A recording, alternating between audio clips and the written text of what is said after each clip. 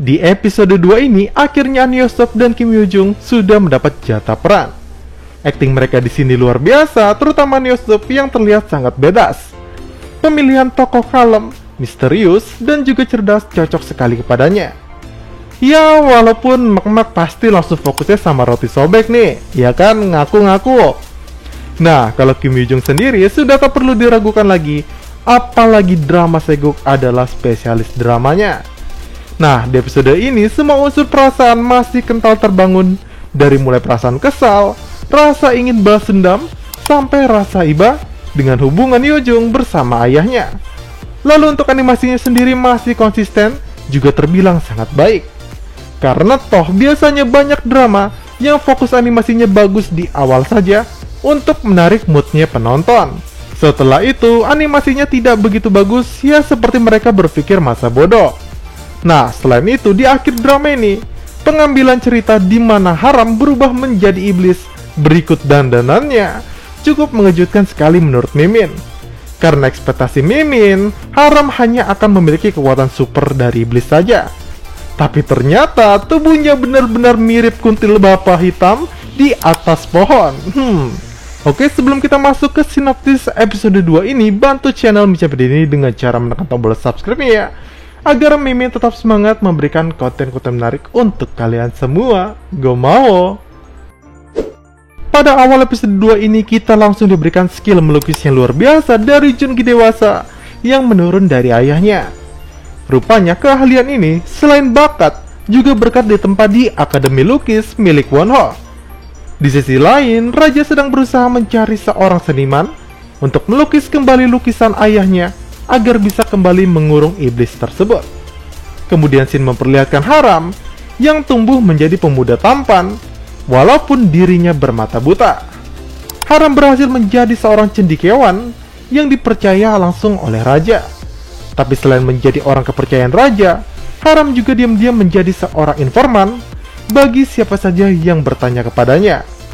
Dan dalam penyamarannya itu, Haram memiliki nama lain, yakni Il Wolsong, pemilik dari Wolsongdong, pedagang seni terkaya di kota tersebut. Lalu Haram juga terkenal akan kemisteriusannya, di mana belum ada satupun orang yang tahu siapa sebenarnya Il Wolsong si bijak ini. Dan menariknya, selain cendekiawan dan informan rahasia, Haram juga pandai meramal lewat susunan rasi bintang, di mana saat ini Haram percaya kalau akan ada orang spesial yang datang dari timur. Konflik episode 2 pun dimulai. Jungi yang bekerja sebagai peniru lukisan memutuskan untuk berhenti dari pekerjaannya. Tapi sayang Tuan Jung sang penadah lukisan yang tak mau kehilangan mesin pencetak uangnya, akhirnya mengancam Jungi dengan berbagai cara. Salah satu caranya ialah memeras uang Jungi kembali dengan menipunya, menyuruh tabib penjual obat palsu. Dan Jungi yang ingin ayahnya kembali normal kejiwaannya, akhirnya rela membayar berapapun demi obat tersebut. Nah, Tuan Jung percaya jika ayahnya Jungi ini tak kunjung sembuh, pasti Jungi yang butuh uang untuk membeli obat kembali pasti akan kembali kepadanya untuk bekerja. Setelah itu dalam flashbacknya kita jadi tahu kalau Dukun Miso sudah tidak menjabat sebagai dukun kerajaan lagi. Tadinya dia hendak dibunuh oleh Raja karena mengorbankan Haram untuk memanggil hujan. Tapi karena hujan turun membuat warga senang, Raja pun memberikan sedikit ampunan padanya dengan hanya mengusir Dukun Miso dari istana saja. Selain itu kita juga ditunjukkan flashback dari Haram yang ternyata sesaat kejadian tersebut keluarganya dibantai oleh penyidik Kim Gong-rae.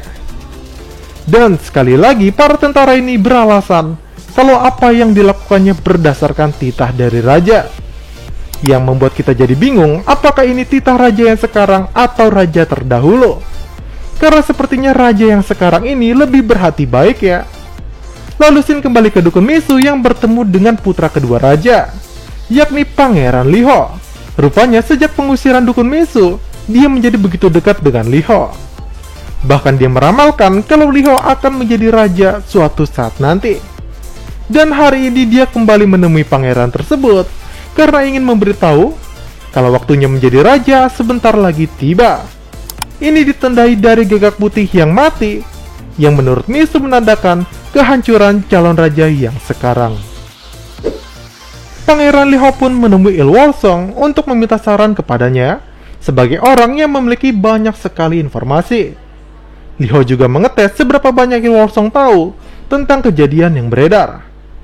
Dia bertanya siapa yang menyerang putra mahkota dan berniat ingin membunuhnya. Apakah pembunuh itu hanya main-main atau benar-benar ingin mendapatkan hal besar dari putra mahkota?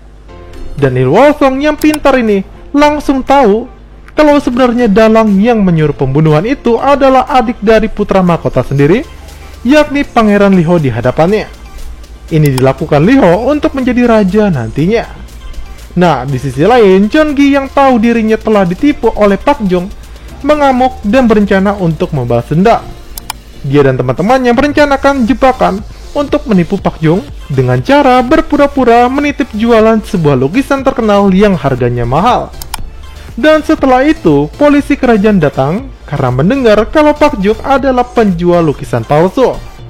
Dan benar saja, setelah diteliti ternyata lukisan yang dititip jual oleh teman Cheongi ini adalah lukisan palsu. Yang alhasil, Pak Jong pun langsung ditangkap saat itu karena mendapat fitnah. Di istana, Haramnya sebagai cendekiawan sekaligus penasihat diundang raja untuk berdiskusi tentang siapa yang akan membunuh putra mahkota. Dan Haram yang tahu siapa pelakunya masih menyembunyikan hal tersebut dari raja. Haram hanya dapat memastikan kalau putra mahkota pasti akan selamat nantinya. Dan walaupun disembunyikan, sepertinya raja ini sudah tahu ya, atau curiga kalau pasti putra kedua atau ketiganya lah yang akan melakukannya. Lalu saat Haram akan kembali ke ibu kota, tiba-tiba Cheongi yang ketakutan masuk ke dalam tandunya. Rupanya Cheongi ini dikejar-kejar oleh Pak Jong karena Pak Jong bisa keluar dari interogasi kepolisian.